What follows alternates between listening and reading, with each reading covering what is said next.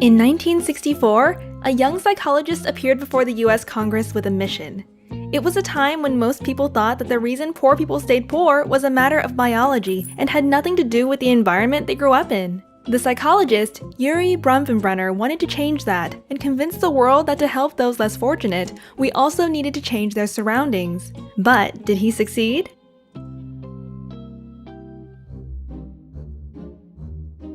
Bronfenbrenner's ecological system theory conceives that a child is influenced by 5 ecological forces. First comes the microsystem of family and friends that affect the child directly. Second are the forces of the connections between the people around the child, parents with teachers and teachers with peers. Then there are links between social settings that do not directly involve the child, such as the father with his boss, the peers with their parents, and the teacher with the principal. Next is the overarching culture, religion, and social norms that influences all others. And lastly, there is time, which changes everything over the course of one's life. Children are born into a microsystem that influences the child's experiences directly. Children from unfortunate backgrounds are more likely to experience problematic family structures, even if it's simply for the fact that parenting is more difficult if you are poor. They also encounter more negative situations at school or bad influences through friends. Consequently, a child that grows up in a negative microsystem will find it hard to succeed. The mesosystem represents the interconnections between the elements that surround the child. For example, the relationship between the father and the school teachers. If the father doesn't get along with a teacher, the child might suffer. The exosystem involves the links between social settings that do not involve the child.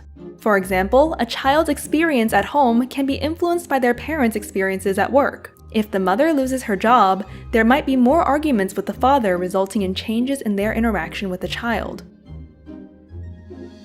The macrosystem describes the overarching culture that influences all other systems, such as a child's geographic location and ethnicity. Intelligent people who happen to live in bad places are more likely to move to better ones, but that also means that they are more likely to be strangers in a richer society.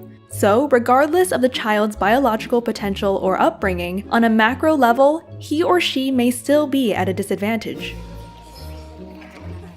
The chronosystem refers to changes in the child and the environment over time. As the child grows up, the parents may stop loving each other and divorce, which can be traumatic for an 8-year-old boy.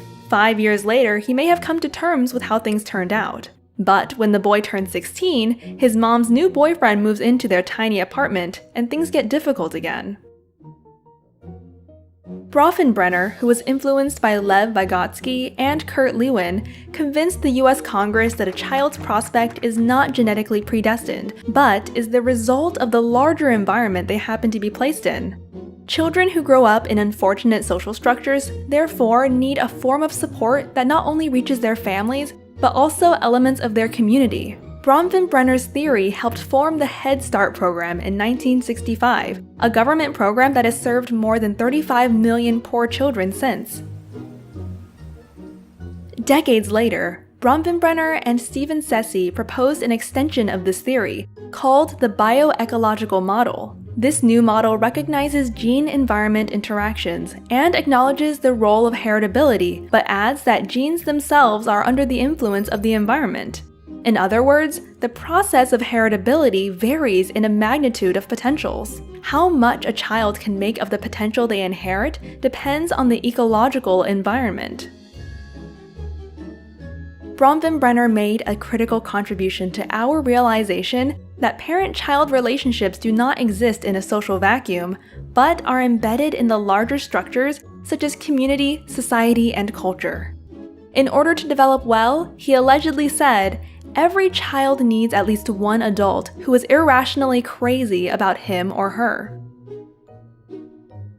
Now it's your turn. Make 5 circles, draw yourself in the center, and add a timeline at the bottom. Then put all the people, institutions, and forces that affect you through the 5 different systems. On the timeline below, you can add some major events from the past and those you expect in the future. Can you tell how the 5 forces are shaping your life? To read more about the topic or download the video without background music, visit sproutsschools.com.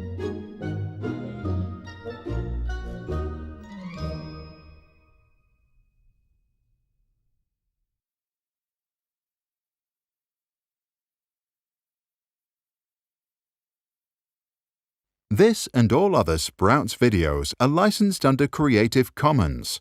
That means teachers from all around the world can use them in classrooms, online courses, or to start projects.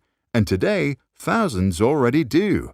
To learn how it works and download this video without ads or background music, check out our website or read the description below. If you want to support our mission and help change education, visit our Patreon. That's patreon.com/sprouts.